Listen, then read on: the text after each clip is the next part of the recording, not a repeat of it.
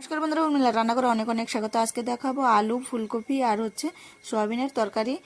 তো সয়াবিনটাকে আমি ভাজা করার জন্য বসিয়ে দিয়েছি কড়াইয়ের মধ্যে। ভাজা হয়ে গেছে আমার, নামিয়ে নিব। তারপরে আমি দিয়ে দিব ফুলকপিটাকে ভালো করে ভাজবো। ফুলকপি না ভালো করে ভাজলে গন্ধ করে।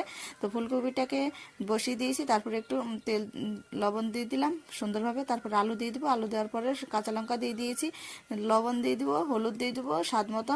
তারপর নেড়ে চেড়ে একটু তেল দিয়ে দিব। তেল দেওয়ার পর আমি দেখুন এই যে সয়াবিনগুলো দিয়ে দেবো। সয়াবিন দিয়ে হালকা নেড়ে চেড়ে নিব, নেড়ে চেড়ে নিচ্ছি। নেড়ে চেড়ে নেওয়ার পর আমি এখন জল দিয়ে দেবো, জল দিয়ে দিচ্ছি।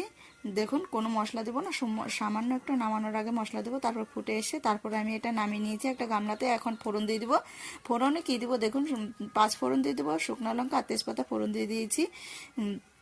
দেওয়ার পর আমি এখন তরকারিটা দিয়ে দিব, দিয়ে দিলাম। তারপরে এখানে জিরের গুঁড়ো দিয়ে দিব। তারপর